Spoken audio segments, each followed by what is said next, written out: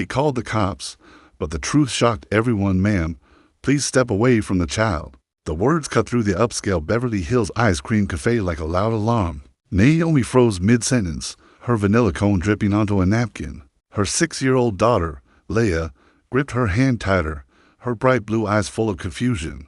"I'm sorry, what?" Naomi asked, staring at the two police officers in front of her. "We got a report of a possible child abduction. We need to confirm your relationship to the girl," said the taller officer. Already flipping open his notepad, the cafe fell into silence. Only the low hum of the espresso machine remained. Customers stared. Some started recording on their phones. In the corner, a white woman wearing designer sunglasses slowly lowered her phone and smiled. Leah's voice trembled. "Mommy, what's happening? If you believe no mother should be judged by the color of her skin, like this video, share it so more people see the truth behind moments like these. And don't forget to subscribe for real stories that matter." Naomi's heart pounded. "Not again. Not here. Not in front of her daughter. She's my child," Naomi said, keeping her voice calm though her chest burned. "What exactly are you accusing me of?" The second officer, younger and clearly uneasy, shifted nervously. "Ma'am, it's just protocol. Someone called and said what?" Naomi's eyes locked on his. That a black woman couldn't possibly be the mother of a light-skinned child.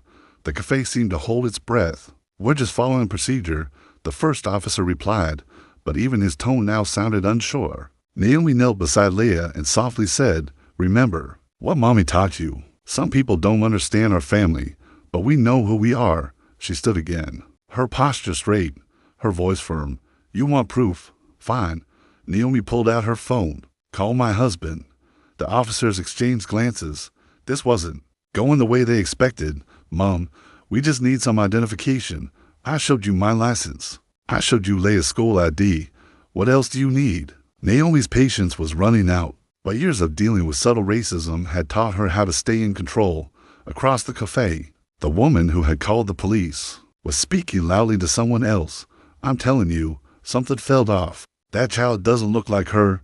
This stuff is all over the news, trafficking and whatnot." Naomi closed her eyes. She'd heard it all before at school events where people assumed she was the nanny, at the pediatricians where staff double-checked her authority, even at the grocery store when strangers asked if she was babysitting. "Mommy, can I sit with you?" Leah asked softly.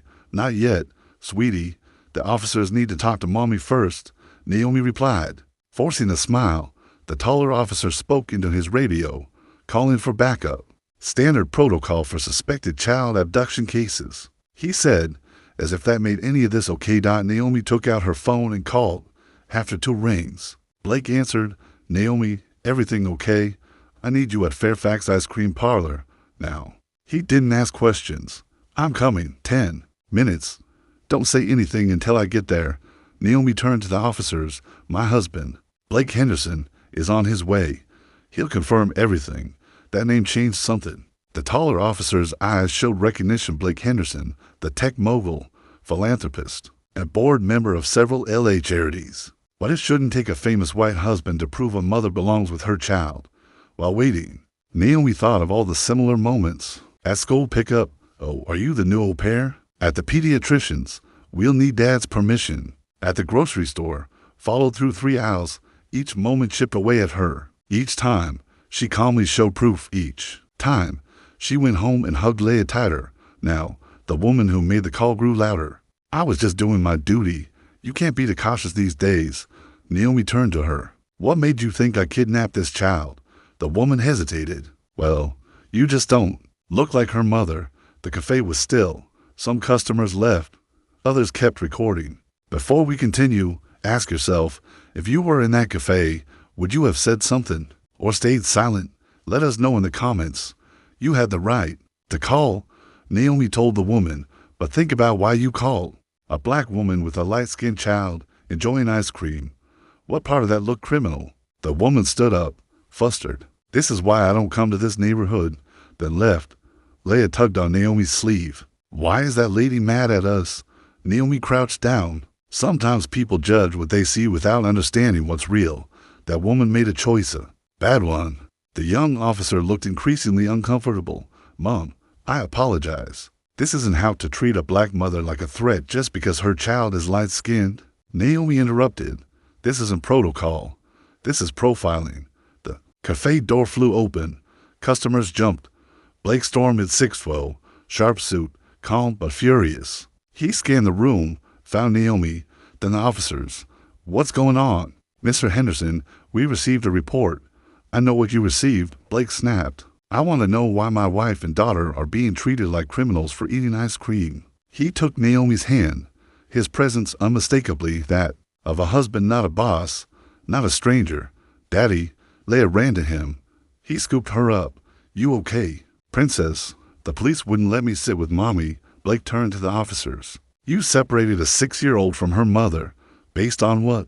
A concerned citizen who assumed a black woman with a light-skinned child must be a criminal. She's Dr. Naomi Henderson, Blake said, Ph.D. in child psychology, from Harvard, head of the child mental health unit at Cedars-Sinai, author of 3 books. He pulled out his phone. I'm calling our lawyer, then the police chief, then every news outlet in L.A. This ends today. The officer said nothing. 20 minutes later, the cafe looked like a crime scene. Blake's lawyer arrived. A police supervisor arrived. The news crew showed up. Naomi sat with Leah, trying to keep her calm. The supervisor approached, more respectful than the officers had been. Dr. Henderson, we're very sorry this was all a misunderstanding. No, Naomi said. This was racial profiling.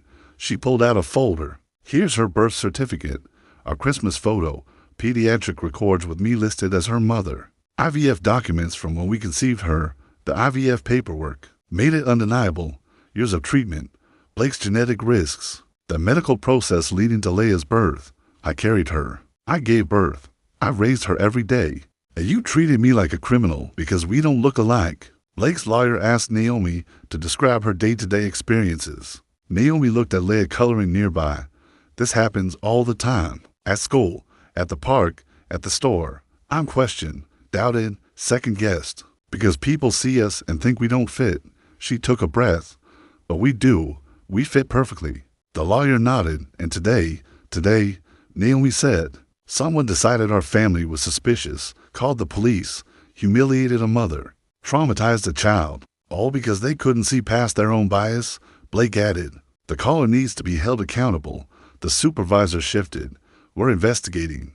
But she has rights too. She falsely accused my wife of kidnapping, Blake said. That's not a right. That's harassment. Naomi stood tall. We want this investigated.